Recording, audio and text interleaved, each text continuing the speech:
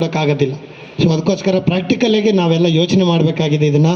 So ಒಂದೇ ಜಾಗದಲ್ಲಿ ಇದ್ದರೆ ಮಾತ್ರ ಎಲ್ಲ ಡಾಕ್ಟ್ರುಗಳು ಎರಡೂ ಕಡೆ ಸೇವೆ ಕೊಟ್ಬಿಟ್ಟು ಮತ್ತು ಇರೋ ಸ್ಟಾಫ್ನ ಬಳಸ್ಕೊಂಡು ನಾವು ಇರೋ ಅನಸ್ಥೆಟಿಸ್ಟ್ನ ಇರೋ ಗೈನಕಾಲಜಿಸ್ಟ್ನ ಇನ್ನೂ ಹೆಚ್ಚುವರಿಯಾಗಿ ಮುಂದೆ ಅನುಮೋದನೆ ಮಾಡಿಸ್ಕೊಂಡು ಇದು ಒಳ್ಳೆಯ ಸರ್ವಿಸು ಒಂದೇ ಕಡೆ ಒಂದು ಕಾಂಪ್ಲೆಕ್ಸಲ್ಲಿದ್ದರೆ ಎಲ್ಲ ಸರ್ವೀಸಸ್ಸು ಒಂದೇ ಕಡೆ ಕೊಡೋಂಥ ಒಂದು ಕೆಲಸ ಆಗಲೇಬೇಕಂತ ಹೇಳ್ಬಿಟ್ಟು ನಾವು ಒಂದು ಒಳ್ಳೆಯ ಉದ್ದೇಶದಿಂದ ಸದುದ್ದೇಶದಿಂದ ಇದೇ ಜಾಗದಲ್ಲೇ ಆಗಬೇಕನ್ನೋ ಒಂದು ಕಾರ್ಯಕ್ರಮನ ನಾವು ಕ್ರಮ ಕೈಗೊಂಡಿದ್ವಿ. ಸೊ ಅದಕ್ಕೆ ಯಾರೂ ಅನ್ಯತಾ ಭಾವಿಸಂಗಿಲ್ಲ. ಯಾರೇ ಹೋರಾಟಗಾರರು ಯಾವುದೇ ರೀತಿ ತಪ್ಪು ತಿಳ್ಕೊಳ್ಳೋ ಅವಶ್ಯಕತೆ ಇಲ್ಲ. ಇಲ್ಲಿ ಯಾರನ್ನೂ ಅವ್ರನ್ನ ಗೌರವಿಸಿ ಅವ್ರಿಗೆ ಹಲವಾರು ಬಾರಿ ನಾವು ಮನವಿನೂ ಸಲ್ಲಿಸಿ ಅವರ ಸಾಮ್ಯತೆಯೊಂದಿಗೆ ಇವತ್ತು ಇಂಥ ಒಂದು ಘನಕಾರ್ಯವನ್ನು ನಮ್ಮ ತಾಲೂಕಲ್ಲಿ ಮಾಡ್ತಾಯಿದ್ದೀವಿ.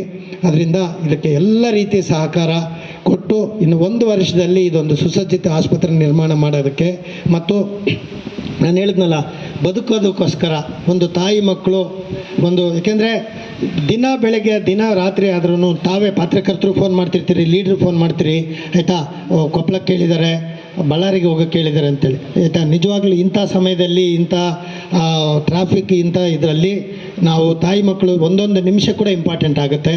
ಸೊ ಅಂಥ ಒಂದು ಫೆಸಿಲಿಟೀಸ್ ನಮ್ಮ ಕ್ಷೇತ್ರದಲ್ಲೇ ಇದ್ದರೆ ಯಾಕೆಂದರೆ ನಿಮಗೆಲ್ಲ ಗೊತ್ತಿದೆ ಅನಿಸುತ್ತೆ, ಮಕ್ಕಳಲ್ಲಿ ಎಷ್ಟು ಪೌಷ್ಟಿಕಾಂಶದ ಕೊರತೆ ಆಗಿರ್ಬೋದು ಮತ್ತು ಎಷ್ಟು ರಕ್ತಹೀನತೆ ನಮ್ಮ ತಾಯಂದ್ರ ಹತ್ರ ಇದೆ ಅಂತಂದರೆ ನಿಜವಾಗ್ಲೂ ನಮಗೆ ಹಳ್ಳಿಗಳಿಗೆ ಹೋದಾಗ ಭಾಳ ನೋವು ದುಃಖ ಆಗ್ತದೆ. ಯಾಕೆಂದರೆ ಅವರು ಆಶಾ ವರ್ಕರ್ಸ್ಗೆ ಮನೆ ಹೋಗ್ತಾರೆ, ಅವ್ರಿಗೆಲ್ಲ ಮಾಹಿತಿ ಇರ್ತದೆ ಎಷ್ಟು ಕಷ್ಟ ಇದೆ ಇಲ್ಲಿ ಜೀವನ ಮಾಡೋದು ನಮ್ಮ ತಾಲೂಕುಗಳು ಇಂಥ ಬಡವ್ರ ತಾಲೂಕಲ್ಲಿ.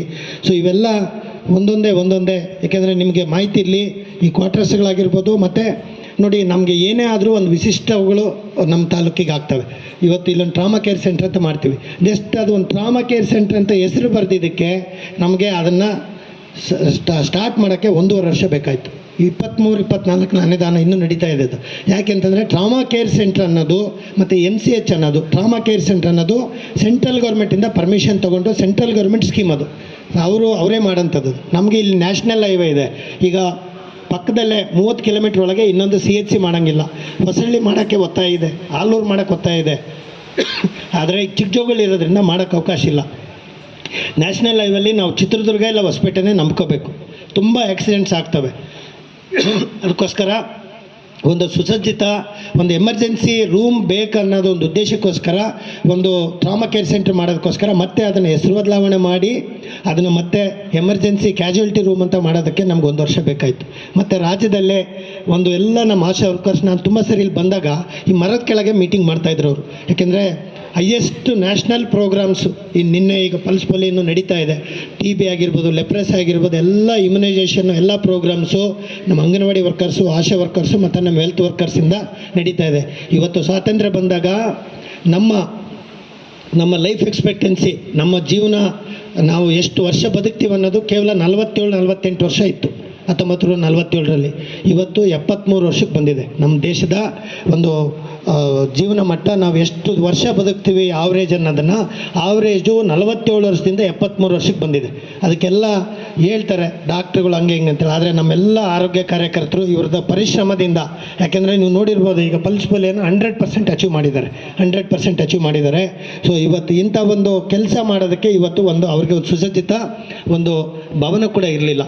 ಸೊ ಇಲ್ಲೇ ಇಲ್ಲಿ ಮಾಡ್ತಾಯಿದ್ರು, ಕೇಳಿದ್ರೆ ಎಲ್ಲೂ ಇಲ್ಲ ನಮ್ಗಂತೇಳಿ ಅದನ್ನು ಮನಗಂಡು ನಾವು ತಾಲೂಕಾ ಆರೋಗ್ಯಾಧಿಕಾರಿಗಳ ಕಚೇರಿ ಮತ್ತು ಟ್ರಾಮಾ ಕೇರ್ ಸೆಂಟ್ರು ಮತ್ತು ಆಶಾ ವರ್ಕರ್ಸ್ಗೆ, ಅಂಗನವಾಡಿ ವರ್ಕರ್ಸ್ಗೆ ಮತ್ತು ನಮ್ಮ ಎಲ್ಲ ಹೆಲ್ತ್ ವರ್ಕರ್ಸ್ಗೆ ಸುಸಜ್ಜಿತವಾದ ಸಭಾಂಗಣವನ್ನು ಕೂಡ ನಿರ್ಮಾಣ ಮಾಡ್ತೀವಿ. ಇನ್ನೊಂದು ತಿಂಗಳೊಳಗೆ ಅದು ಕೂಡ ರೆಡಿ ಮಾಡಿಬಿಟ್ಟು ಮತ್ತು ಇದೇ ರೀತಿ ಹೊಸದು ನಾವು ಆಕ್ಸಿಜನ್ ಪ್ಲ್ಯಾಂಟ್ ರೂಮ್ ಆಗಿರ್ಬೋದು, ಬಯೋಮೆಡಿಕಲ್ ವೇಸ್ಟ್ ಆಗಿರ್ಬೋದು ಮತ್ತು ಲಾಂಡ್ರಿ ಆಗಿರ್ಬೋದು, ಮಾರ್ಚರಿ ಶವಾಗಾರ ಕೂಡ ಸುಸಜ್ಜಿತವಾದ ಹೊಸ ಕೇಂದ್ರ ಕೂಡ ಮಾಡೋಕ್ಕೆ ಈಗೆಲ್ಲ ಕ್ರಮ ಕೈಗೊಂಡು ಮತ್ತು ಎಲ್ಲ ವೈದ್ಯರನ್ನು ಇಲ್ಲೇ ವಾಸ ಮಾಡೋದಕ್ಕೆ ಎಲ್ಲ ವ್ಯವಸ್ಥೆ ಮಾಡಿ ಅವ್ರಿಗೆಲ್ಲ ಸುಸಜ್ಜಿತ ಕೊಠಡಿಗಳನ್ನು ನಿರ್ಮಾಣ ಮಾಡಿದ್ದೀವಿ. ಮತ್ತು ಕಾನೂನಲ್ಲಿ ಎಷ್ಟು ಮಾನದಂಡಗಳಿದಾವೆ ಅಂದರೆ ಒಂದು ಚೇರು ಟೇಬಲು ತಗೊಳಕ್ಕಾಗ್ತಾಯಿಲ್ಲ, ಅಷ್ಟು ಸ್ಟ್ರಿಕ್ಟ್ ಗೈಡ್ಲೈನ್ಸ್ ಇದ್ದಾವೆ ಟೆಂಡರು ಇವೆಲ್ಲ ಇದ್ರದ್ದು. ಸೊ ಅದರಲ್ಲಿ ನಾವೀಗೆಲ್ಲ CSR ಬೇರೆ ರೀತಿಯಲ್ಲಿ ಈಗೆಲ್ಲ ಸ್ವಲ್ಪ ಎಕ್ವಿಪ್ಮೆಂಟ್ಸ್ ಎಲ್ಲ ಅಪ್ಗ್ರೇಡ್ ಮಾಡಿ ಏನೇ ಮಾಡಿದ್ರೂ ಈ ಒಂದು ಮೂಲಭೂತ ಸೌಕರ್ಯಗಳು ಈ ಬಡ ಜನರ ಒಂದು ಜೀವನಕ್ಕೆ ಒಳ್ಳೆಯದಾಗಲಿ ಅನ್ನೋ ಉದ್ದೇಶದಿಂದ ತುಂಬ ಉತ್ತಮ ಕಾರ್ಯಗಳು ನಿಮ್ಮೆಲ್ಲ ಆಶೀರ್ವಾದ ನಡೀತಾ ಇದ್ದಾವೆ. ಸೊ ನಿಮ್ಮೆಲ್ಲರ ಸಹಕಾರ ಇದೇ ರೀತಿ ಮುಂದುವರಿಲಿ ಅಂತ ಹೇಳ್ತಾ, ಯಾವುದೇ ಇನ್ನೊಂದು ವರ್ಷದಲ್ಲಿ ಒಂದು ಸುಸಜ್ಜಿತವಾದ ಕಟ್ಟಡ ನಿರ್ಮಾಣ ಮಾಡಿ ನಿಮ್ಮ ಮುಖಾಂತರನೇ ಒಂದು ಉತ್ತಮ ರೀತಿ ಎಲ್ಲ ನಮ್ಮ ತಾಲೂಕಿನ ಸಾರ್ವಜನಿಕರ ಲೋಕಾರ್ಪಣೆ ಮಾಡಿ ಒಂದು ಈ ತಾಯಿ ಮಕ್ಕಳಿಗೆ ನಮ್ಮ ತಾಲೂಕಲ್ಲಿ ಅಟ್ಲೀಸ್ಟ್ ಈ